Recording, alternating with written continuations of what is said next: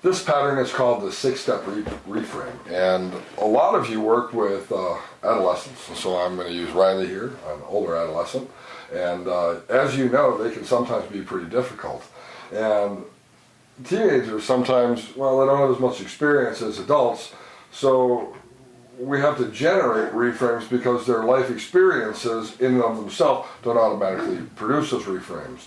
And there are several stages in this process. The first is to select a behavior to change. And now you volunteered for this, and I know you have some real things going on in life. So what I want you to do is I want you to think of a behavior that you'd like to change in your own life. Maybe something somebody's told you need to change, or something you recognize on your own you need to change. But think of something you'd like to change, a behavior that you engage in. Maybe it's speeding in your car, maybe it's a habit, maybe it's an attitude. It's up to you, okay? And the second part of this 6-step reframe then is to have the person go into trance and to establish a signal that means yes. We're going to use what Milton Erickson talked about, idiomotor responses, and I'm simply going to have Riley raise a finger to mean yes. So practice that. Yep. Great. And the reason why we do that is real simple. I want you to really be into a deep state of trance to allow yourself to relax. And I don't want you to break that state by feeling like you have to, open your eyes and start talking to me. I mean, you can if you want to, but a lot of people find it so much more comfortable to simply answer yes or no by using a motor response. So that's the signal we're going to use that means yes. Then what I'm going to do in the third step is try to work with Riley to elicit some positive intentions in regards to, of course, the behavior that he'd like to change. And I'm going to ask that part of him to bring to awareness positive intentions. And then, in the fourth step, produce in his own mind alternative behaviors. I could tell him what to do, or a teacher could tell him what to do, or a parent could tell him what to do, or even a peer could tell him what to do. But I find people really like to listen to their own internal voice.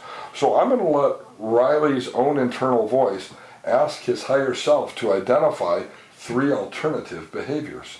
The fifth step in this process, then, is to solicit a signal that the behaviors are selected. So I'm going to ask him, Riley, have you selected 3 alternative behaviors? This is not something he needs to discuss out loud with me, because this is really an internal process. This is not about him pleasing me, but about him deriving his own solutions. And so I'm going to ask him to use a signal. And then the 6th step here is to future pace, to project yourself out into the future. Some of you are familiar with timeline work, maybe are familiar with these types of techniques, but I want you to see a movie of yourself in the future using these resources, and I want you to rerun this pattern if needed to really feel like you've internalized these behavioral changes. So are you ready? Great, thanks. Have you selected, while I've been talking here, a behavior that you'd like to change in life? Yeah. Okay.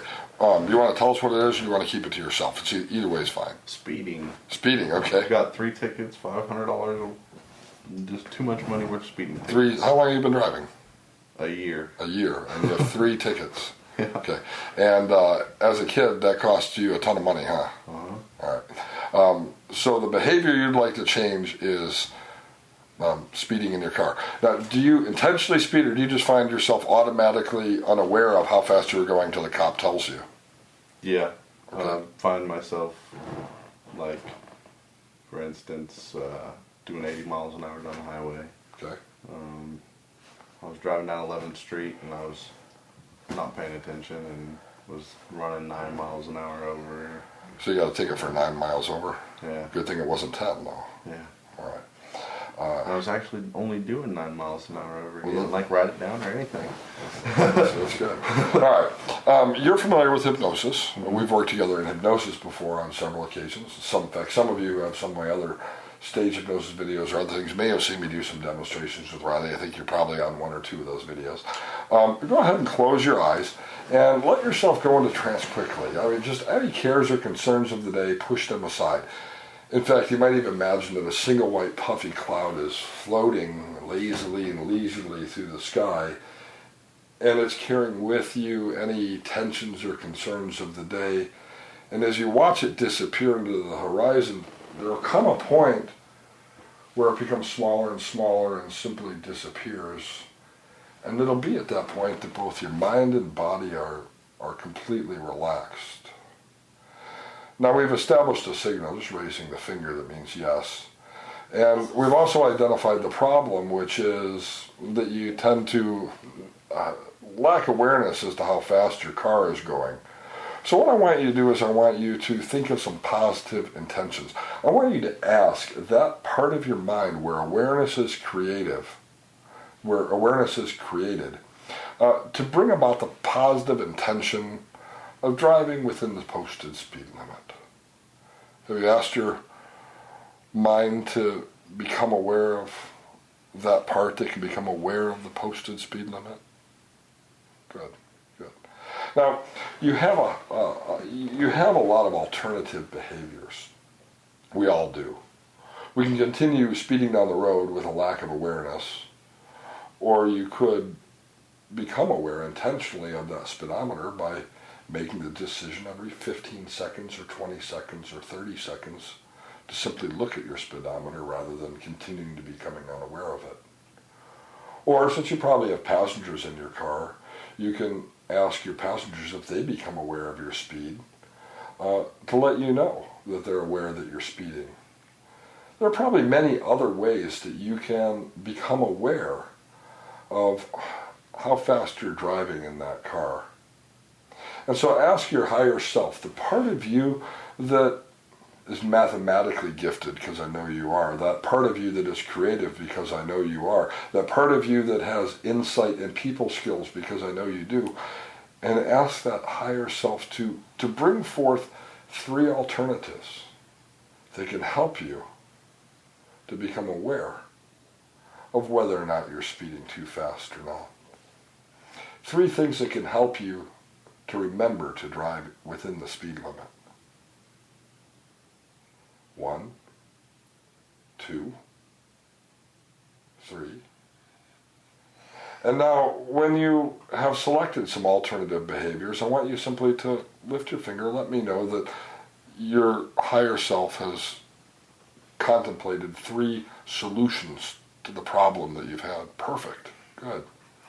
Now, in the state of relaxation or the state of trance, we're unusually creative. And I want you to use that creative mind to see yourself in the future.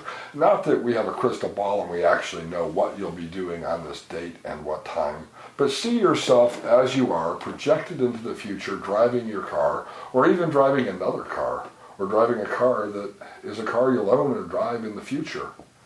And see yourself moving into the future, able to stay within the established speed limit, knowing that here in Tulsa, the city roads are 40 to 45, and that the highways are always 55, and that the interstate is always less than 75, and that the side streets are always 20 miles an hour.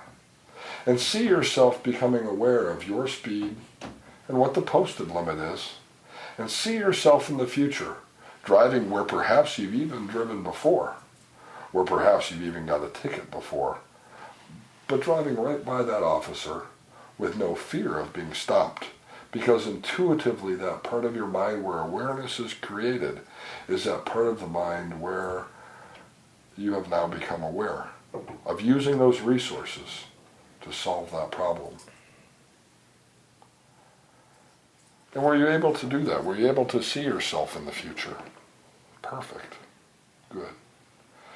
And now reorient to the room around you, to the floor below you, to the hands on your legs.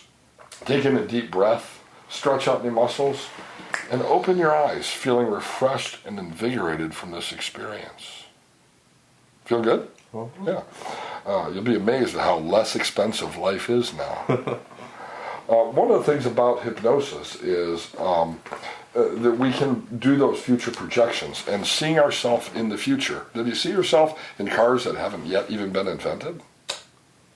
No. Okay. But did you see yourself in other cars or other situations in the future? Cool. And did you see yourself? I actually saw myself in Steve's Corvette. See, you saw yourself in Steve's Corvette. That's fantastic. You gonna let him borrow it now that we know he'll go to the speed limit? Oh, of course. Yeah. All right, fantastic.